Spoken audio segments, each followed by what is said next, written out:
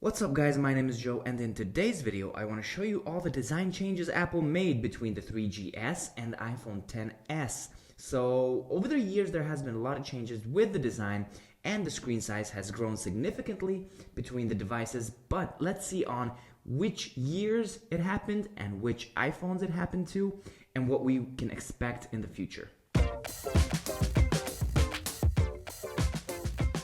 Okay guys, so here we have all the iPhone models. We have the 3G, the 4, the 5, the 6, and the XS. I wanted to show it with the 10, but I don't have the 10, I only have the XS. These were all the design changes since the original iPhone. I don't have the original iPhone, so we're just gonna be looking at these designs. So, first off, we have the iPhone 3G. This is the 3G. It was a clamshell design. As you can see, it had a 3.5-inch screen, an LCD screen with not so many pixels. Now I can't turn this on because the SIM card is not working, so I can't get into the system. This was an 8GB version, and the back was plastic, and as you can see, time did not serve it well. Along with fingerprints, it got a lot of scratches with use.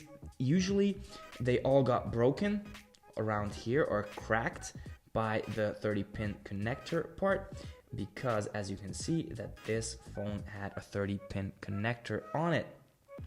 This was the speaker, this was the microphone, you had two screws over there, the 30-pin connector, you had nothing on this side, you had the SIM card slot on the top, you had the power button on the top, you had the flushed headphone jack, which was a new thing, because back in the original iPhone it was recessed, so you couldn't put anything other than iPhone headphones in there. Then you have the famous volume rocker over here, or the silent switch, and then you have the volume rockers over here. Now this phone is still working, it still registers everything. It works perfectly. I just wish I could get into the system so I could show you a little bit more. But this was the first design change from the original iPhone. It also got a lot cheaper with this version. And after this came the 3GS, which actually was the same design. The only new thing that it had a faster processor and it had video capabilities, because this camera is a 2-megapixel camera and it could only record or it could only do photos. It couldn't record videos. After that came the big upgrade, which was the iPhone 4. As you can see, dramatic change in design. It's a lot sleeker. It's a lot more premium quality. I think this was Apple's best design so far. I love the iPhone 4 design. The whole design language is simple. It's elegant.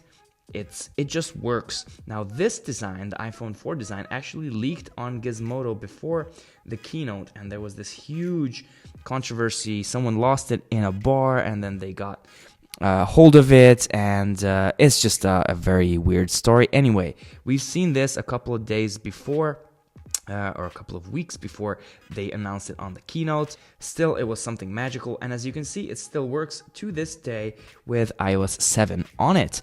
Now, as you can see, the screen size did not change, so you have a 3.5-inch screen on it as on the 3G or 3GS. The new thing was that we have a front-facing camera, and this was the first phone to have Retina screen, 326 pixels per inch. Now the home button is the same.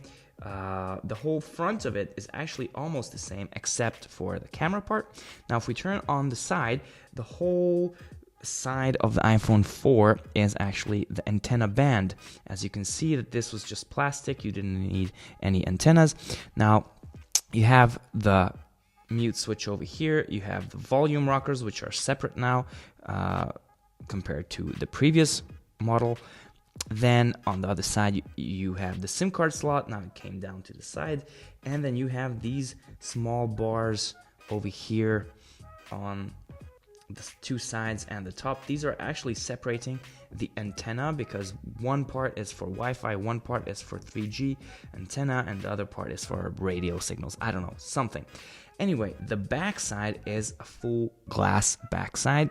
You have the camera, which is 720p on the iPhone 4, and you have a flash over here. As you can see on the previous version and on the 3GS, you did not have a flash. This was a very new thing. I think this design influenced the iPhone 10 design because it's glass on the back, glass on the front, and a metal frame all around. Now on the top, you just see the headphone jack and you see the power button. Very slim, very elegant. I mean, compared to the iPhone 3G, this was a lot slimmer and a lot more premium. And the best part was when you put this down on the table, it doesn't rock because it doesn't have a camera hump, as you can see. Plus, it doesn't even bend. All right, the next phone or design that came after this, well, actually after this came the 4S, which was basically the same thing. The only difference between the 4 and the 4S is an extra band up here. So you can see the bands on the side. You can see the bands on the top. There's no band on the top on the 4S. And on the other side, so you just have, it's more symmetrical. Yeah, this screen is cracked. It still works though. It still works with iOS 6 point something. So this actually has the older operating system on it, which is really cool. It's a lot faster than iOS 7. I love this operating system with this humorphic design against the new flat design of the newer models. Anyway, this is what the difference was between. So there's nothing, not a huge change. iPhone 5 design was the next step. As you can see, this phone is in pieces. Please don't look at the quality of the phone. Just bear with me with the screen size. As you can see, this was a 5-inch screen compared to, no, this was actually a 4-inch screen compared to the 3.5-inch screen, so it was a little bit bigger. This was 16:9 screen, so you could actually watch true widescreen stuff on it. Nothing much changed in terms of design compared to that. This was still an aluminum band around it, plus the back was all aluminum. You had 2 glass parts on the top and bottom. If I just bring an iPhone SE, you can actually see how this design looked. So this is aluminum, then you have glass, and you have the bands around. Compared to on the side, you still have the mute switch and the volume rockers.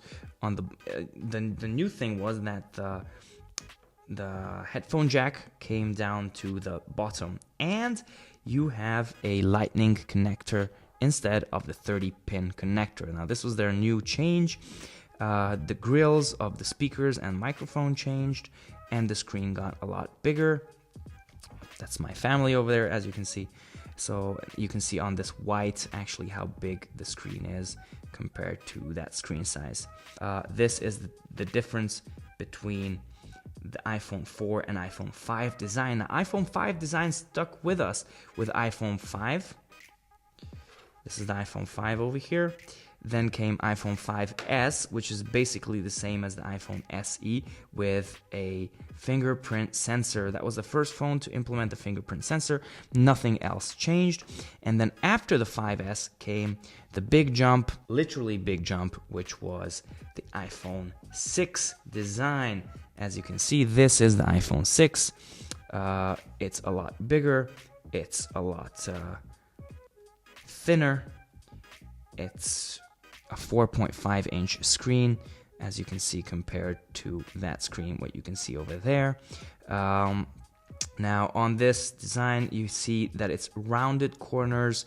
It's all very, very good. This is actually an iPhone 6S, but the 6 had the same exact design. The glass is gone. You just have the bands over here, and that's it, basically. The camera, you have a camera bump now, which is very, very frustrating because until now you could always put down your phone and it didn't wobble on the table, but now it actually does wobble, which is very, very annoying. On other terms, you still have the camera on top, you have the ambient light sensor, and you just have a bigger screen.